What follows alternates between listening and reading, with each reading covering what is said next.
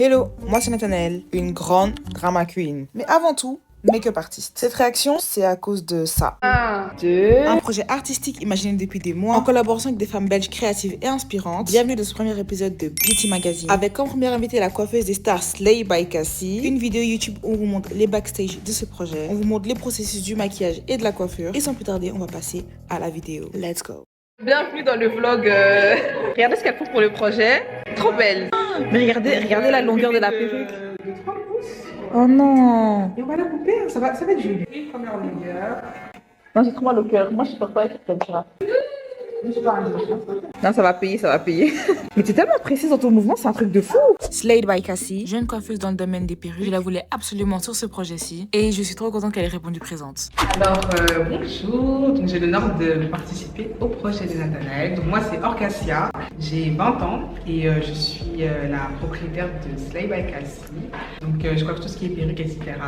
Franchement, aujourd'hui, on était vraiment dans un bon mood, etc. On a coiffé mon égérie, on l'a maquillée, on l'a vraiment fait super belle. Donc, je suis vraiment contente du résultat. Nathanaël est une personne chill et tout. Sincèrement, j'ai pas trop stressé ou quoi. Elle a vraiment amené la vision qu'elle voulait apporter à ce projet. Du coup, j'ai seulement essayé de respecter les exigences, etc. Mais tout en collaborant. Donc, c'est vraiment cool. C'est vraiment cool parce que le résultat... Franchement, Orcasia, c'était la personne à être sur ce projet. Même pas que pour la coiffure, mais même humainement parlant. J'aime son côté super minutieux. Elle a le sens du détail. Elle est passionnée et elle sait très bien ce qu'elle fait. Une fois que je lui ai partagé le mood board et la vision que j'avais pour le projet, elle a directement répondu à l'appel et le résultat final part de lui-même. Maintenant, je vais présenter le modèle du jour qui est Elori. Franchement, cette fille, c'est une pépite. Je suis trop contente que ce soit elle qui ait été le modèle pour ce projet.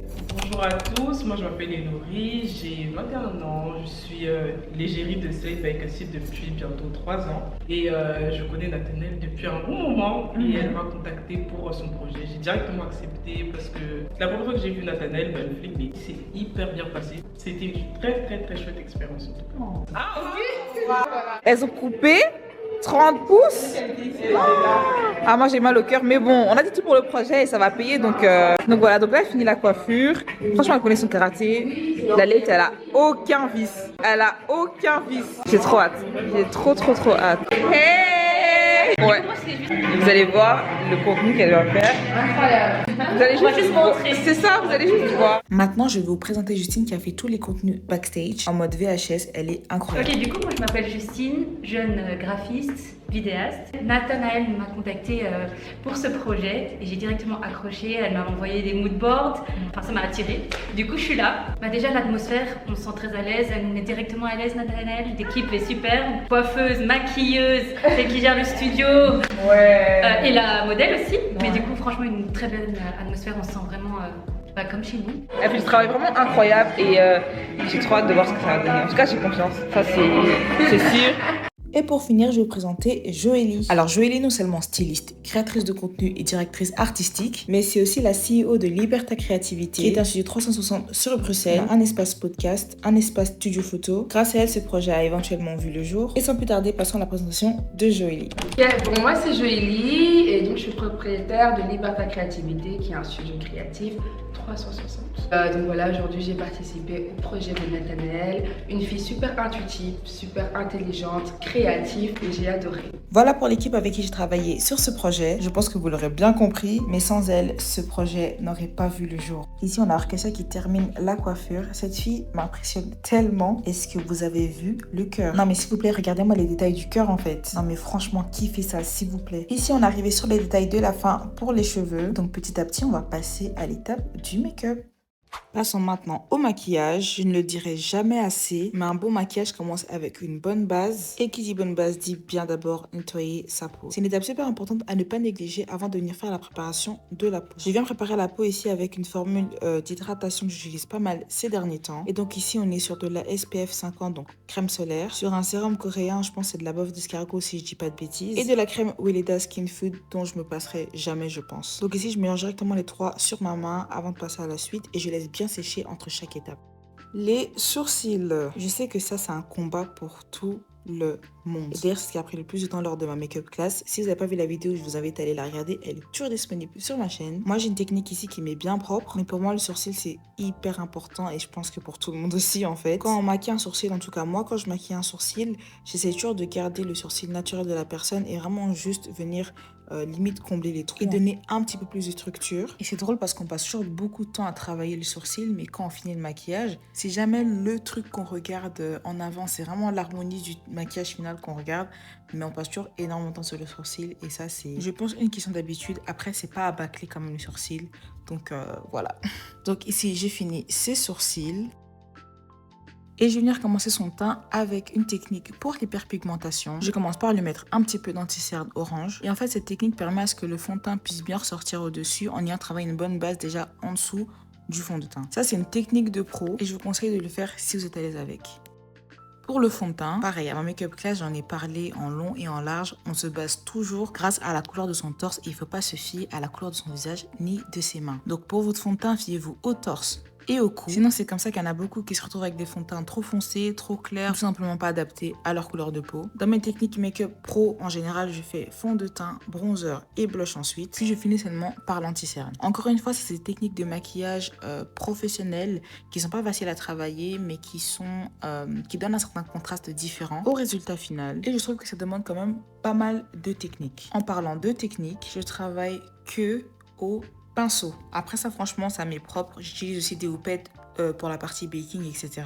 Mais sinon, pour moi, le pinceau, c'est vraiment la base. À l'époque, j'utilisais des beauty blenders, mais je trouve que ça prenait trop de matière. Après, peut-être que c'est juste moi qui sais pas travailler avec le beauty blender. Parce que jusqu'aujourd'hui, je suis vraiment pas du tout familier avec cette technique-là. Mais sinon, voilà, je fais tout au pinceau. Et ici, on peut voir que je travaille chaque zone du visage avec des techniques bien précises. Et aussi, chaque étape a son pinceau. Regardez le teint, comment il est clean. La coiffure de Slay by Cassie, on en parle ou bien on laisse?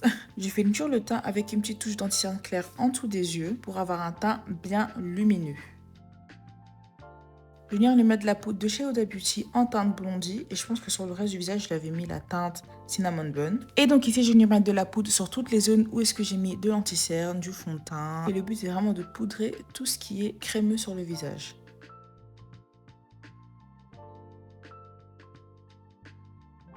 Dès que j'ai fini de tout matifier, je viens mettre du bronzer en poudre pour venir réchauffer le teint.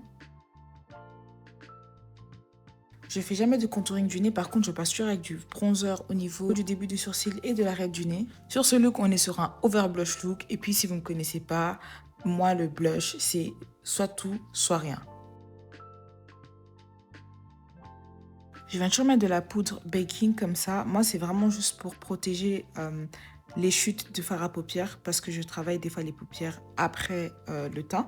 Donc pour éviter que tout se mélange et que ça tâche, c'est la technique que j'utilise. Pour les yeux, je vous avoue que j'étais en total impro. On avait quand même travaillé sur pas mal de mood boards avant. Moi, je suis vraiment madame mood board. Avant les projets, avant les trucs, je partage les mood boards à tout le monde, comme ça la vibe est respectée. Donc je savais déjà sur quoi est-ce que je voulais partir, mais il fallait juste bien peaufiner l'idée finale et voilà. Ici, je suis partie sur un ombré avec le brun de mon bronzer, ensuite avec un rose un petit peu foncé, que je suis venue ensuite lier à mon blush, étant donné que je voulais vraiment quelque chose de over blush, de rose. Je me suis dit, bah, autant tout mélanger. Et dans le maquillage, en fait, il n'y a rien qui est interdit au final, et c'est ça que je m'amuse tout le temps quand je maquille, parce que en fait, on peut faire ce qu'on veut. Il n'y a pas une manière correcte de se maquiller ou pas. Enfin, si, il y a quand même des règles à respecter.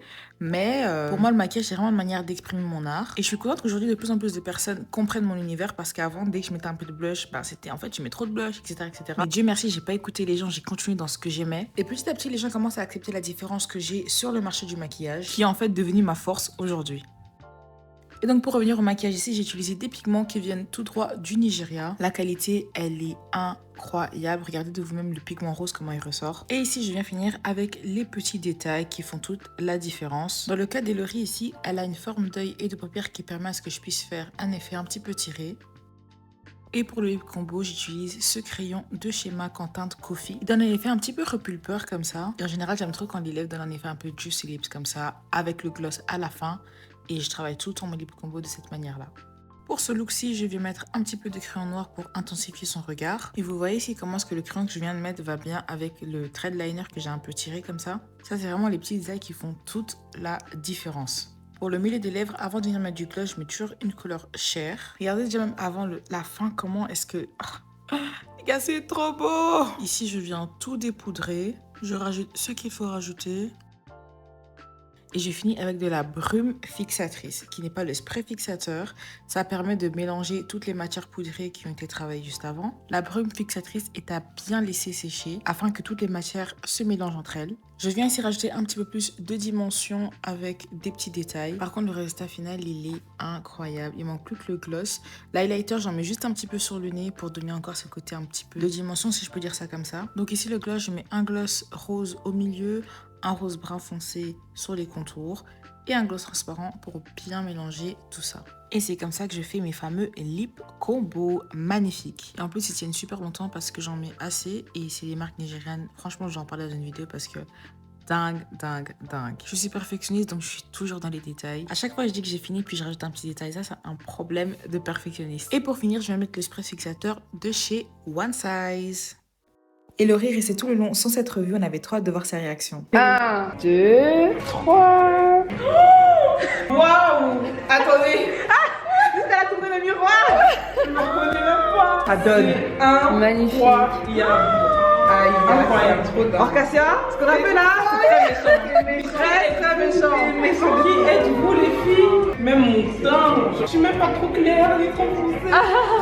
J'aime trop. Le blush. Damn! Il va tellement vite. Le blush, oh mon dieu.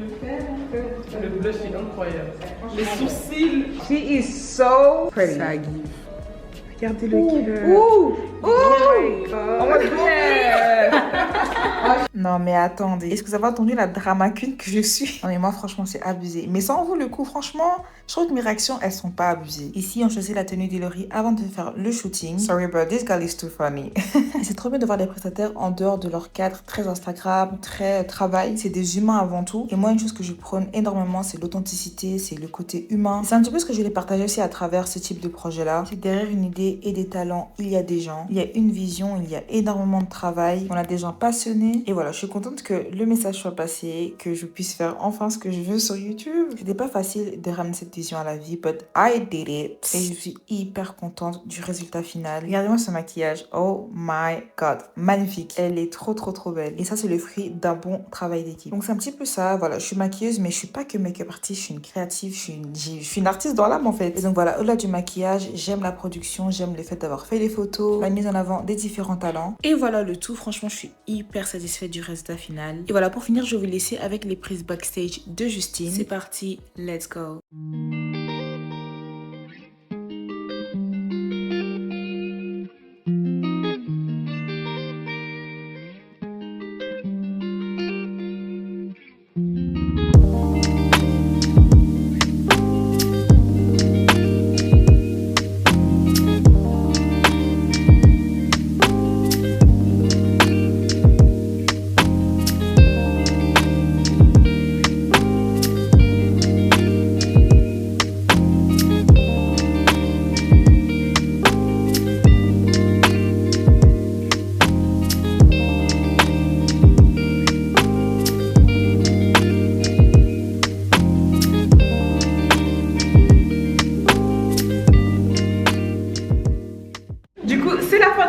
J'espère que vous avez aimé la vibe. Regardez l'équipe, s'il vous plaît. Je travaille dans une bonne ambiance et je suis trop contente que les gens croient en moi, croient en ma vision, croient en mon projet. C'est pas facile. Franchement, mon cœur il est rempli d'amour. C'est vrai de pleurer. C'est trop bien. À refaire. En tout cas, les gars, on se dit à la prochaine vidéo et bisous. Bisous.